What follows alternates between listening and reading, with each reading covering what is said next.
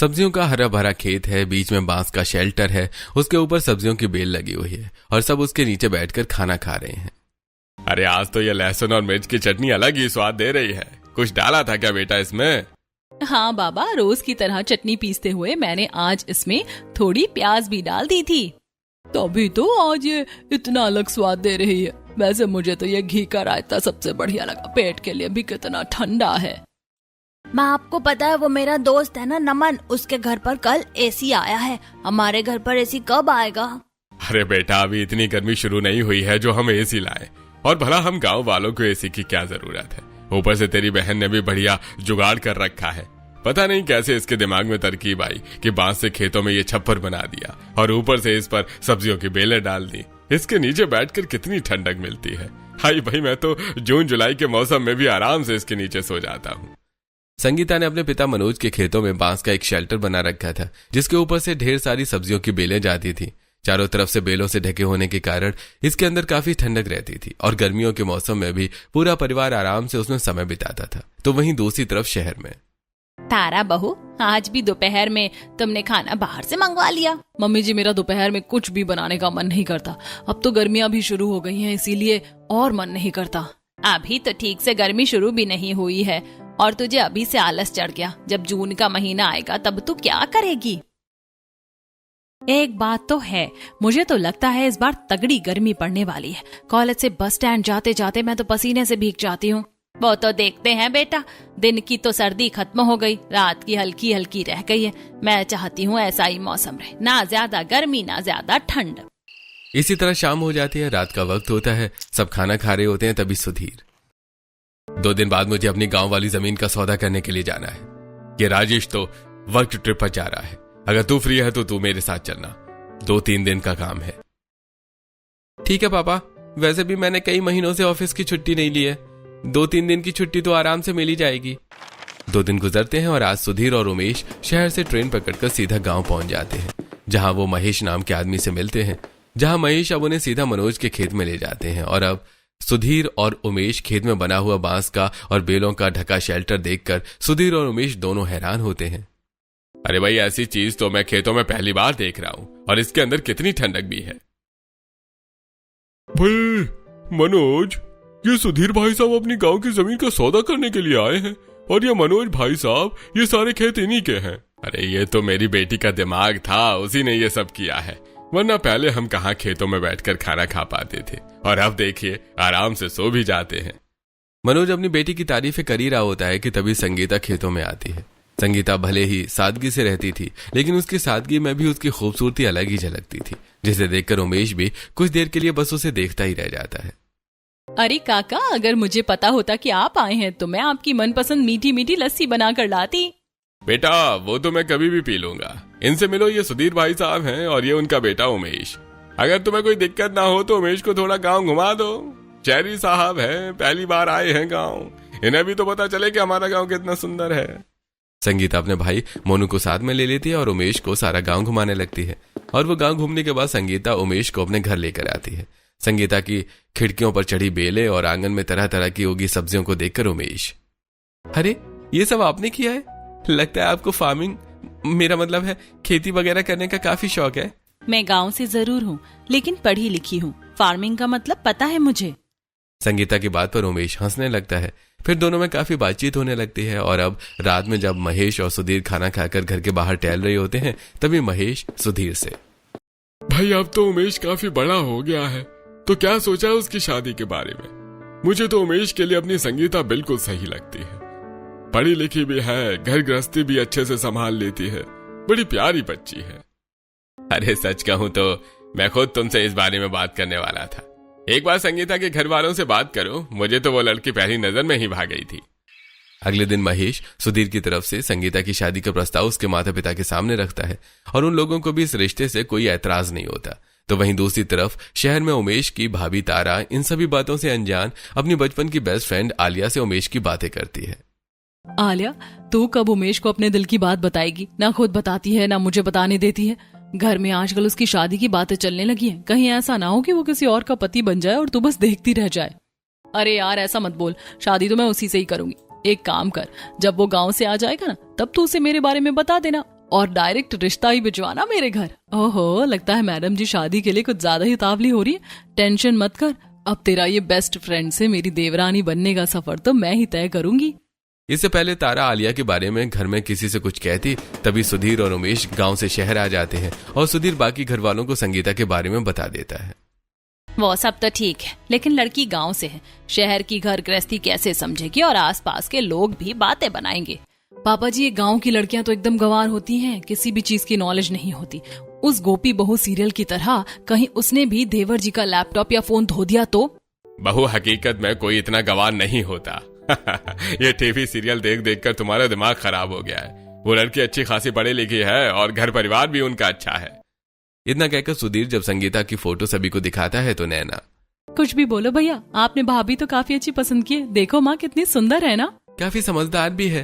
अरे, जब शादी मुझे करनी है तो बाहर वालों से क्या मतलब, हमें उसके साथ रहना है ना कि उन लोगों को। घर वाले संगीता और उमेश के रिश्ते के लिए मान जाते हैं तो वहीं तारा मन ही मन काफी ज्यादा दुखी होती है। और जब ये सारी बात आलिया को पता चलती है तो वो तारा पर काफी गुस्सा करने लगती है। आलिया, मैं क्या करती, मैं कैसे किसी को तेरे बारे में बताती? सभी लोगों ने तो उस गांव की गवार को ही अपनी बहू मान लिया। मैं तुझे अपना बेस्ट फ्रेंड समझती थी, बहन से ज्यादा तुझे मैंने चाहा। तू जानती थी कि मैं उमेश को कितना पसंद करती हूँ, लेकिन फिर भी तूने कुछ नहीं किया। आज के बाद तेरी मेरी दोस्ती खत्म। आलिया तारा से हमेशा हमेशा के लिए अपनी दोस्ती खत्म कर देती है, जिससे तारा के मन में अब संगीता के लिए नफरत पैदा होने लगी है। इसी तरह अब कुछ दिन गुजरते हैं और जल्द ही मार्च के अंत तक सादगी भरे तरीके से शादी हो जाती है। एक बात बताओ उर्मिला बहन, शहर की लड़कियां कम पड़ गई थी क्या, जो तुम अपने छोटे बेटे के लिए गांव की गोरी उठा लाई? वैसे दहेज में क्या लेकर आई तुम्हारी बहू? कहीं गाय भैंस तो नहीं ले आई? अरे गांव में तो लोग घोड़ा भी पालते हैं, क्या पता वो लेकर आ गई हो। मम्मी जी, आंटी जी की बात पर ध्यान दे, वैसे इनकी बात भी गलत नहीं है। अगर तुम लोगों की बातें हो गई हो तो मैं अपनी बहू का गृह प्रवेश करा लूं। किस मौके पर क्या बात की जाती है इतनी समझ नहीं है तुम्हें। उर्मिला की बात सुनकर सभी चुप हो जाते हैं, जिसके बाद अब उर्मिला अपनी नई नवेली बहू का गृह प्रवेश कराती है। इसी के साथ छोटी मोटी शादी की रस्में होती हैं और अब 2 से 3 दिन बाद संगीता की पहली रसोई की रस्म होती है। भाभी, इंडक्शन तो आपको चलाना आता नहीं होगा तो आप गैस पर खाना बना लीजिए। वैसे गैस का इस्तेमाल तो आपको आता ही होगा ना, क्योंकि मैंने सुना है कि गांव में सब चूल्हे पर ही खाना बनाते हैं। हाँ नैना, ये बात तो सच है, लेकिन अब गांव में भी कई लोगों के घरों में गैस है। और रही बात इंडक्शन की, तो हाँ, वो मुझे इस्तेमाल करना नहीं आता, लेकिन अगर तुम सिखाओगी तो मैं वो भी सीख जाऊंगी। तुम सिखाओगी तो मैं भी सीख जाऊंगी। आई पड़ी, पता नहीं मेरे देवर को क्या पसंद आया इस गांव की लड़की में। कहीं इसने कोई ब्लैक मैजिक तो नहीं किया, पता लगाना पड़ेगा। तुम्हें जो भी अच्छा बनाना आता है ना, तुम अपने मन से बना लो, और कोई भी जरूरत पड़े तो अपनी जेठानी को आवाज दे देना। वैसे तो माँ जी सब बना लेती हूँ, लेकिन अगर कुछ समझ नहीं आया तो मैं भाभी को बुला लूंगी। संगीता की बात सुनकर तारा का मुंह और बन जाता है और अब संगीता सबके किचन से जाने के बाद अपनी शहरी ससुराल की रसोई में सबके लिए छोले पनीर, मलाई कोफ्ता, दही का रायता, चावल, कढ़ी और मीठे में फालूदा बनाती है। और अब जब सब संगीता की पहली रसोई का खाना खाते हैं तो भाऊ, मानना पड़ेगा, अरे मैं तो उसी दिन समझ गया था जब मैंने तुम्हारे हाथ का खाना गांव में खाया था। गांव के खाने का स्वाद ही अलग होता है। मुझे नहीं पता था कि तुम फालूदा भी बना लेती हो। मजा आ गया ठंडा फालूदा खाकर। उमेश, तेरी तो मौज है। देवरानी की पहली रसोई की रस्म में उसकी इतनी तारीफें सुनकर तारा का मुंह बनने में देर नहीं लगती। इसी तरह अब 2-4 दिन और गुजर जाते हैं। तारा घर की शॉपिंग के लिए बाहर जा रही होती है, तभी शारदा, सामान खरीदने जा रही हो ना, एक काम करो, अपने साथ संगीता को भी ले जाओ, इसी बहाने ये थोड़ा बहुत आसपास घूम लेगी। मम्मी जी, आपको पता है ना कि मुझे शॉपिंग वगैरह अकेले ही करना पसंद है। मैं किसी के साथ ठीक से सामान नहीं ले पाती। और नैना भी तो है घर में, आप उससे बोल दीजिए, वो ले जाएगी इसे बाहर। नैना अपनी सहेली के घर चली गई है और तू घर का ही तो सामान लेने जा रही है, इसे भी ले जा, दोनों मिलकर सामान ले लेना। न चाहते हुए भी तारा को अपनी गांव वाली देवरानी के साथ शॉपिंग के लिए मॉल जाना पड़ता है। भाभी, ये मॉल तो काफी ज्यादा बड़ा है और यहाँ पर तो काफी सारी चीजें हैं। मुझे लगा सिर्फ राशन का ही सामान होगा। देखा, हो गई ना उतावली, आज से पहले गई थोड़ी ना होगी ऐसी जगह पर। अरे उनके गांव की तरह थोड़ी ना है हमारा शहर, क्यों ना इसे थोड़ा नीचा दिखाया जाए। वैसे संगीता, तुम तो ऐसी जगह पर पहले कभी नहीं आई होगी ना, सब कुछ तुम्हारे लिए नया है, तो प्लीज यहाँ की किसी भी चीज को हाथ मत लगाना। कहीं तुमने किसी चीज को खराब कर दिया तो बहुत नुकसान हो जाएगा। जब तक इन सामानों को हाथ नहीं लगाएंगे तो इन्हें लेंगे कैसे? और ऐसा नहीं है कि मैं पहले कभी ऐसी जगह पर नहीं आई। मेरी दूर की मौसी है, वो भी शहर में रहती हैं। मैं जब भी उनके घर आई थी तो उनके साथ मॉल जाया करती थी। वो इससे थोड़ा छोटा था लेकिन वो भी बढ़िया था। वहाँ पर भी काफी सारा सामान मिलता था। इसे देखकर तो लगता ही नहीं है कि गाँव की है। कैसे इसे सब कुछ पता रहता है। जहां तारा संगीता को नीचे दिखाने की सोच रही थी, वहीं संगीता की बात सुनकर तारा का मुंह बन जाता है। अब वो लोग घर का सारा सामान लेकर घर आ जाते हैं। ऐसे कुछ दिन और गुजरते हैं और आज गली में सब्जी वाला आया होता है। आसपास की सभी औरतें सब्जी लेने के लिए नीचे आ जाती हैं। ये भिंडी किस भाव दी है और पालक? पालक 40 रुपए किलो और भिंडी 60 रुपए किलो। आप तो बिल्कुल लूट ही रहे। दिन पर दिन गर्मी के साथ साथ सब्जी की महंगाई भी बढ़ती जा रही है। सभी अब महंगी सब्जियां ही लेने लगते हैं कि तभी संगीता अपनी जेठानी के साथ बाहर सब्जी लेने आती है और जब वो उन सब्जियों को देखती है तो एक तो आप बासी सब्जी बेच रहे हो, वो भी इतनी महंगी। खेतों से तो आप आधे दामों में सब्जियां लेकर आते हो। ये सब बासी सब्जियां हैं लेकिन दिखने में तो ताजी लग रही हैं। ये सब काफी पुरानी सब्जियां हैं। गांव में हमारा सब्जी का ही काम है, इसीलिए मुझे इनकी अच्छे से परख है। क्यों भैया, क्यों चूना लगा रहे हो लोगों को? मैं कोई चूना नहीं लगा रहा हूँ। सालों से यहाँ सबको सब्जियां बेच रहा हूँ। अगर आप लोगों को फिर भी इनकी बातों पर यकीन है तो बता दीजिए, कल से नहीं आऊंगा सब्जियां लेकर। अरे भैया, आप तो गुस्सा हो गए। मेरी देवरानी तो मजाक कर रही थी। तुम्हारा दिमाग तो नहीं खराब हो गया? मार्च का महीना खत्म हो चुका है, धीरे धीरे गर्मी बढ़ रही है। इस सब्जी वाले की वजह से हमें सब्जी लेने के लिए दूर नहीं जाना पड़ता और तुम हो कि। लेकिन भाभी, ये सच में बासी सब्जियां हैं। चुप करो तुम और अंदर चलो। तारा संगीता को डांटकर अंदर भेज देती है। संगीता अपनी जेठानी की इज्जत करते हुए उसे कुछ नहीं कहती। ऐसे कुछ समय गुजर जाता है और आज संगीता जब कपड़े सुखाने छत पर आती है तो अपनी ससुराल की बड़ी सी छत को देखकर, ससुराल की छत तो कितनी ज्यादा बड़ी है। शादी को इतना टाइम हो गया है और आज आ रही हूँ छत पर। इतनी बड़ी छत पर तो मैं तरह तरह की सब्जियां उगा सकती हूँ। संगीता इतना बोल ही रही होती है कि तभी उर्मिला छत पर आती है। संगीता बहू, अभी तक तूने कपड़े नहीं सुखाए और ये धूप में खड़ी खड़ी क्या कर रही है? चल जल्दी नीचे आ। माँ जी, आपकी छत तो कितनी ज्यादा बड़ी है। क्यों ना मैं यहाँ पर सब्जियों की खेती कर लूँ? घर पर ही ताजी सब्जियां उग जाएंगी। ये सब गाँव वगैरह में अच्छा लगता है, शहर में नहीं। सोसाइटी में रहते हैं हम। आसपास के लोग देखेंगे तो मजाक बन जाएगा। कोई जरूरत नहीं है ये सब करने की।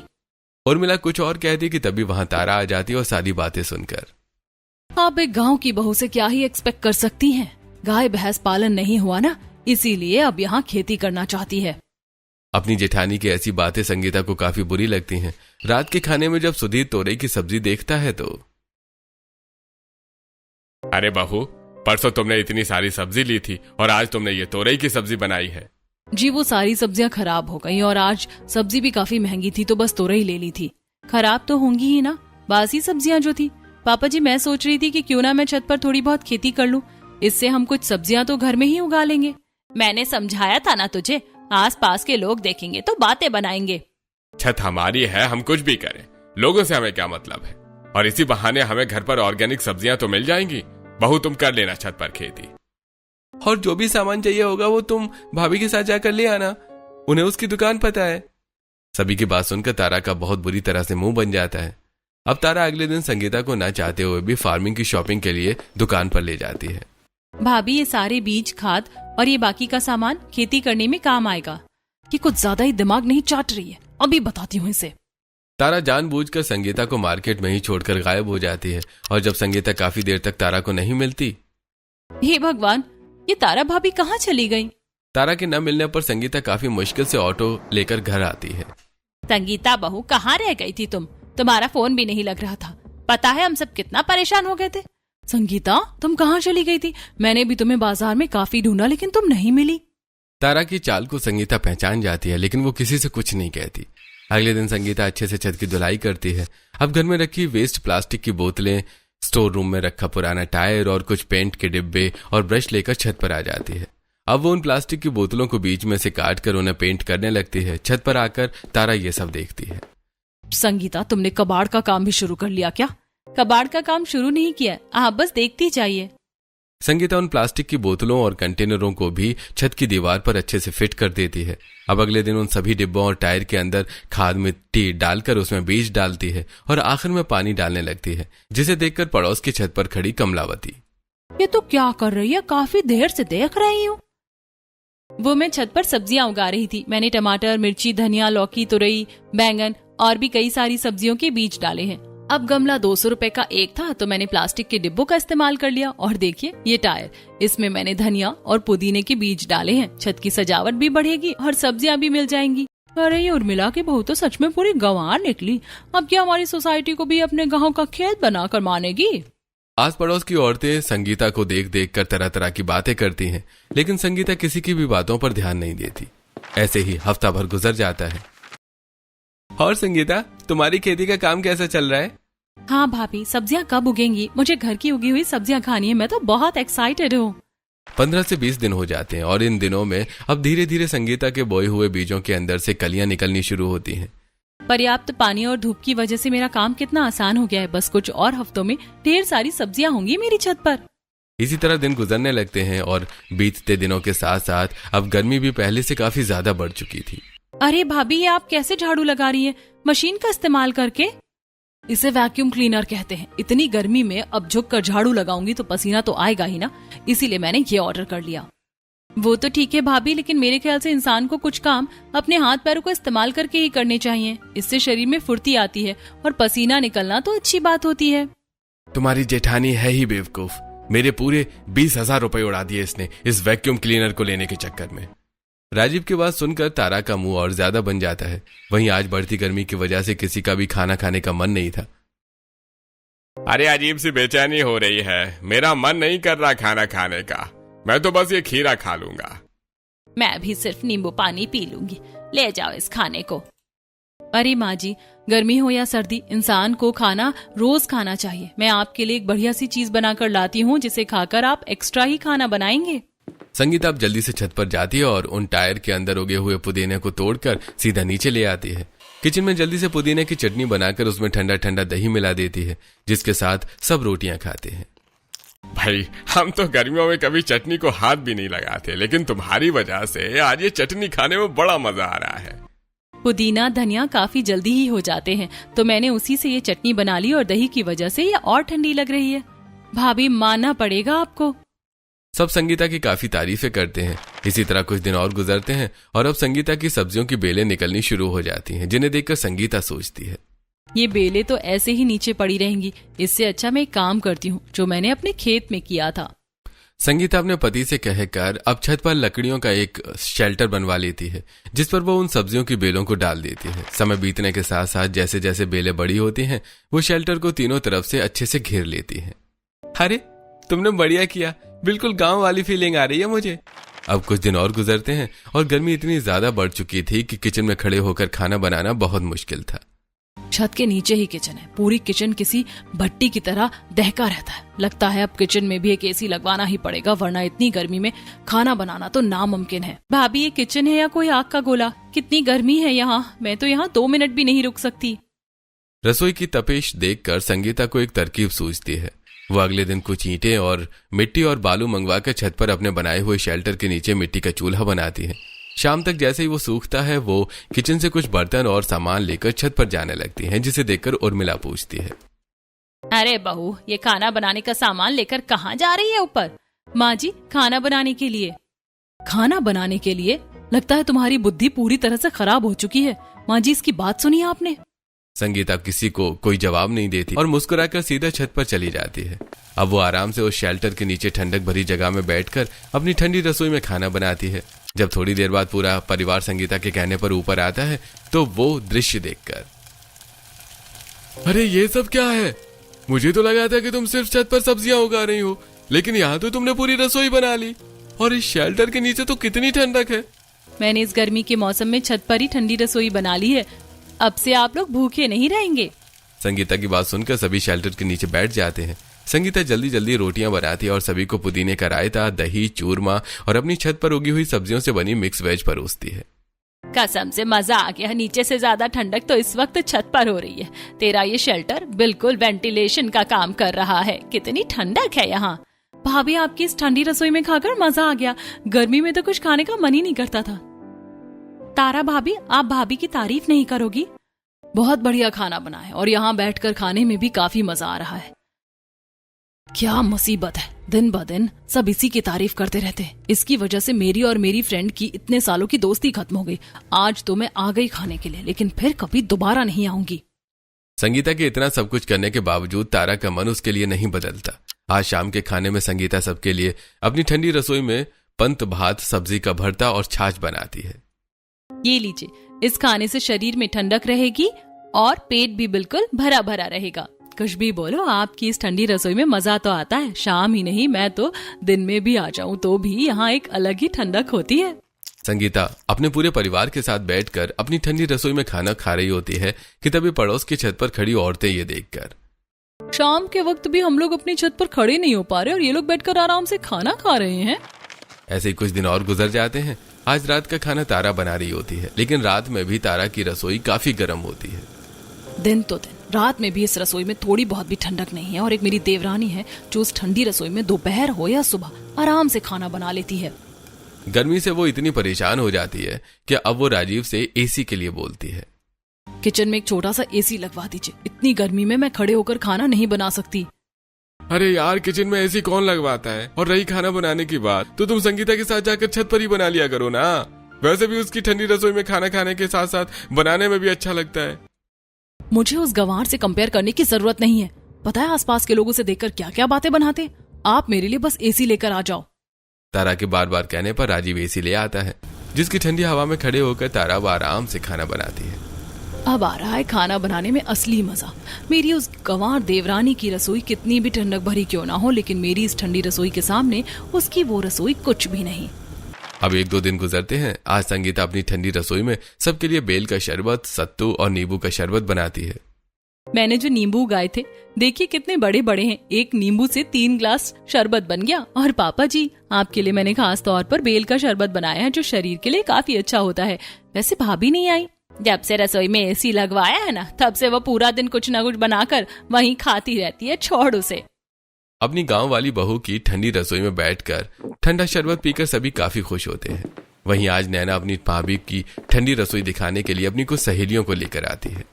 मुझे लगा कि तू मजाक कर रही है, लेकिन तेरी भाभी ने सच में इस कड़कड़ाती धूप में भी छत पर ठंडी रसोई बसा रखी है। इसमें कितनी ठंडक है। इन्हें तो खाना बनाते हुए भी गर्मी नहीं लग रही।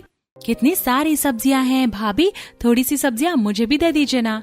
थोड़ी सी क्यों, तुम बहुत सारी लेकर जाना और तुम भी लेकर जाना। अपनी ठंडी रसोई संभालने के साथ साथ संगीता छत पर उगी सब्जियों को भी अच्छे से ध्यान रखती थी। ऐसे ही अब 1 महीना गुजर जाता है और आज घर का बिजली का बिल आता है। जब सुधीर उसे देखता है तो, ए भगवान, हर महीने के हिसाब से इस महीने का बिल तो कुछ ज्यादा ही आ गया है। तुम लोग क्या कुछ एक्स्ट्रा चला रहे हो? लोग नहीं, आपकी बड़ी बहू एक्स्ट्रा चला रही है। महारानी ने किचन में एसी लगवाया, पूरा दिन एसी चलता है तो बिजली का बिल तो बढ़ेगा ही ना। पहले ही हम घर के 2-3 एसी के बिल से परेशान थे और अब तूने एक और बढ़ा दिया। मम्मी जी, मैं क्या करती, गर्मी भी तो इतनी ज्यादा हो रही है ना। बहू, 8,000 तो फिर भी ठीक था, लेकिन ये 12,000 15,000 का बिल हम नहीं दे सकते। अगर एसी चलाना है तो लिमिट में चलाओ, वरना बंद करके खाना बनाओ। अपने ससुर की बात सुनकर तारा लिमिट में एसी चलाना शुरू तो कर देती है, लेकिन गर्मियों की वजह से अक्सर पावर कट जाया करती थी। हे भगवान, अब तो मुझे पहले से भी ज्यादा गर्मी लगने लगी है। क्या करूं, पूरा पसीना पसीना हो गई मैं तो। गर्मी से परेशान होकर अब उसे न चाहते हुए भी छत पर अपनी देवरानी की ठंडी रसोई में जाना पड़ता है। ठंडक तो है, वो उतनी ज्यादा पढ़ी लिखी तो नहीं है, लेकिन दिमाग इसका काफी तेज है। तारा वहीं बैठी होती है कि तभी लाइट आ जाती है। अब राजीव छत पर कूलर ले जाता है, जिसकी ठंडी हवा में बैठकर सब दोपहर में भी आराम से खाना खा रहे थे। अरे भाई, शाम के वक्त तो काफी ठंडी हवा चलती है, इसलिए कूलर की जरूरत नहीं पड़ती, लेकिन दिन में थोड़ी गर्मी लगती है, इसलिए मैं कूलर ले आया। अरे संगीता, तुमने सब्जी में क्या डाला है? आज स्वाद काफी अलग लग रहा है, वरना ये सब्जी तो मुझे बिल्कुल भी पसंद नहीं थी। क्योंकि ये ऑर्गेनिक सब्जियां हैं। छौंक तो मैंने सिंपल ही लगाया है, पर ताजी सब्जियों की वजह से इसमें अलग ही स्वाद आ रहा है। पूरे मोहल्ले में ये इकलौता परिवार था जो गर्मी में भी छत पर बैठकर अपनी बहू की ठंडी रसोई में आराम से खाना खाता था। वहीं पड़ोस के घरों में तो बहुओं ने रात में भी खाना बनाने से मना कर दिया था। मुझे तो भूख नहीं लग रही। अगर आपको लग रही है तो बाहर से ऑर्डर कर लीजिए या घर पर कोई मेड रख लीजिए, क्योंकि इतनी गर्मी में मुझसे खाना नहीं बनेगा। संगीता जो पड़ोसन है, पहले तो उसने छत पर सब्जियां उगाई और अब अपनी उस ठंडी रसोई में अपने ससुराल वालों को अलग अलग तरह की चीजें बनाकर खिलाती है। वो भी सिर्फ रात में नहीं, सुबह और शाम भी। और एक तू है। आप भी वैसी ही एक ठंडी रसोई बनवा दीजिए ना। आपका क्या है, आपको तो खाना बना बनाया मिल जाता है। गर्मी में पसीना तो मुझे बहाना पड़ता है। कनिका की बात को सुनकर साधना को काफी गुस्सा आता है और अब दोनों सास बहू में बहस होने लगती है। वहीं आज पूरे 3 महीने के बाद आलिया अचानक तारा से मिलने आती है। तू यहाँ ऐसे अचानक? मुझे माफ कर दे, मैं जानती हूँ तू मुझसे गुस्सा है। पता है मैंने तुझे कितने कॉल्स और मैसेज किए, लेकिन तूने किसी का भी रिप्लाई नहीं किया क्योंकि मैं तुझसे गुस्सा थी। पर अब मेरी नाराजगी खत्म हो गई है। 2 महीने बाद मेरी शादी है, ये मेरी शादी का कार्ड और तुझे जरूर आना है। क्या कहा? तेरी शादी है? लेकिन तू तो उमेश को पसंद करती थी ना। इतनी जल्दी तेरा दूसरा बॉयफ्रेंड भी बन गया और अब तू उससे शादी करने वाली है? अरे बाबा, मेरी अरेंज मैरिज हो रही है। जिससे मेरी शादी हो रही है वो बहुत अच्छा इंसान है। कहते हैं ना कि भगवान कुछ बेहतर देने के लिए ही आपसे कुछ छीनता है, तो शायद इसीलिए उन्होंने मेरी और उमेश की शादी नहीं करवाई, वरना मैं अपने आइडल मैच से कैसे मिलती। तारा को कार्ड देकर आलिया चली जाती है। अपनी सहेली की नाराजगी खत्म होते और उसे खुश देख अब कहीं न कहीं तारा भी संगीता को माफ कर देती है। आज शाम जब संगीता रसोई में खाना बना रही होती है तभी तारा उसके पास आती है। क्या बना रही हो संगीता? काफी अच्छी खुशबू आ रही है नीचे तक। मैं भी तुम्हारी मदद कर देती हूँ। क्या बात है भाभी, आज आप मेरे खाने बनाने में मदद कर रही हैं, वो भी मेरी ठंडी रसोई में। लेकिन आपको तो यहाँ आना पसंद नहीं था ना? ऐसा नहीं है कि पसंद नहीं था। अब मैं तुम्हें क्या ही बताऊं। छोड़ो ना पुरानी बातें, चलो मिलकर खाना बनाते हैं। संगीता को काफी अच्छा लगता है कि उसकी जेठानी उसके साथ खाना बनाने में मदद कर रही है। इसी तरह कुछ दिन और गुजरते हैं। संगीता बेटा, तुम्हारा बहुत बहुत शुक्रिया। उस सब्जी वाले ने तो सच में लूट मचा रखी थी और तुमने मुझे इतनी सारी सब्जियां फ्री में दे दी। अरे ममता, तुम यहाँ और ये इतनी सारी सब्जियां कहाँ से आई? तुम्हारी बहू ने दी है। कल उस सब्जी वाले से जो सब्जी ली थी ना, वो सारी की सारी बासी निकली और सुबह तक खराब भी हो गई। अच्छा, पहले तो तुम मेरी बहू का काफी मजाक उड़ाती थी और अब मेरी बहू से ही सब्जियां ले रही हो। चलो अच्छा है, अच्छा है। अब आसपास की औरतें सीधा संगीता के पास से ही सब्जियां लेना शुरू कर देती है, जिन्हें मंडी के भाव से कम पर बेचकर भी संगीता अच्छे खासे पैसे कमा रही थी। 1-2 हफ्ते और गुजरते हैं। सभी लोग ठंडी रसोई में बैठकर शाम की चाय पी रहे होते हैं कि तभी नैना बोलती है। भाभी ये देख लीजिए, आपकी इस गर्मी वाली छत की ठंडी रसोई पर कितने सारे लाइक्स आए हैं। जब मेरी सहेलियां आई थी तो उन्होंने इसकी फोटो सोशल मीडिया पर डाली थी। काफी सारे लोग आपकी इस ठंडी रसोई में आकर खाना खाना चाहते हैं। मैं तो कह रही हूँ भाभी कि आप यहाँ एक रेस्टोरेंट ही खोल लो। ये ठंडी रसोई तो मैंने आप लोगों के लिए बनाई थी। अगर रेस्टोरेंट खोलेंगे तो फिर हम लोग एक दूसरे के साथ वक्त कैसे बिताएंगे? अरे हम तो कौन सा पूरे दिन के लिए रेस्टोरेंट खोलेंगे, सिर्फ 2 से 3 घंटे के लिए खोलेंगे। इससे हमारा और मुनाफा होगा। ऐसे रेस्टोरेंट आजकल बहुत चलते हैं। संगीता सबकी बात मानकर रेस्टोरेंट खोलने के लिए हाँ बोल देती है। नैना उस ठंडी रसोई की फोटो सोशल मीडिया पर पोस्ट कर देती है। अब हर दिन शाम 5 बजे तक संगीता का छत पर रेस्टोरेंट ओपन होता है, जहां वो चूल्हे पर खाना बनाती है और कई लोग आकर कुर्सी टेबल पर बैठकर मजे से खाना खाते हैं। कुछ भी बोलो यार, खाना खाने में मजा बहुत आ रहा है। बिल्कुल गांव वाली फीलिंग आ रही है। बिना कूलर पंखे के भी यहाँ कितनी ठंडक है। कोई कह ही नहीं सकता कि दोपहर के वक्त हम छत पर बैठकर खाना खा रहे हैं। अरे वो तो है ही। बाकी रेस्टोरेंट के हिसाब से यहाँ का खाना भी काफी सस्ता है और यहाँ कपल्स का वैसा माहौल नहीं है। इंसान आराम से अपनी फैमिली के साथ वक्त बिता सकता है। लोगों के अच्छे रिव्यू सुनकर संगीता और उसका पूरा परिवार काफी खुश होता है। दिन ब दिन रेस्टोरेंट में भीड़ बढ़ने लगती है। ऐसा लग रहा है कि मैं सच में अपने गांव आ गई हूँ। इतने सालों में तुम लोग मुझे आज किसी ढंग की जगह पर लेकर आए हो। चूल्हे की रोटी का तो मजा ही कुछ और होता है। समय गुजरता रहता है। आज संगीता जहाँ लोगों को खाना दे रही है, वहीं तारा चूल्हे पर बैठकर खाना बना रही है। भाभी, आप तो चूल्हे पर काफी अच्छे से खाना बनाना सीख गई हैं। Very good. तुम गांव की लड़कियों ने क्या समझ रखा है कि हम शहर की लड़कियां ये सब काम नहीं कर सकती? वो तो कभी हमें मौका नहीं मिला, वरना मौका मिले तो हम तुम गांव की लड़कियों को भी पीछे छोड़ दें। भाभी, ये तो आपने अपनी कुछ ज्यादा ही तारीफ कर ली। चलिए कोई बात नहीं, कभी कभी कर लेनी चाहिए। अब जल्दी से बर्तन में सब्जी निकालिए, तब तक मैं लोगों को छाछ दे देती हूँ। जेठानी और देवरानी मिलकर अपनी ठंडी रसोई के रेस्टोरेंट को काफी अच्छे से संभालती हैं। बाकी समय पूरा परिवार उसी ठंडी रसोई में सुकून से खाना खाता है और अब तारा भी संगीता के साथ फार्मिंग का काम शुरू कर देती है।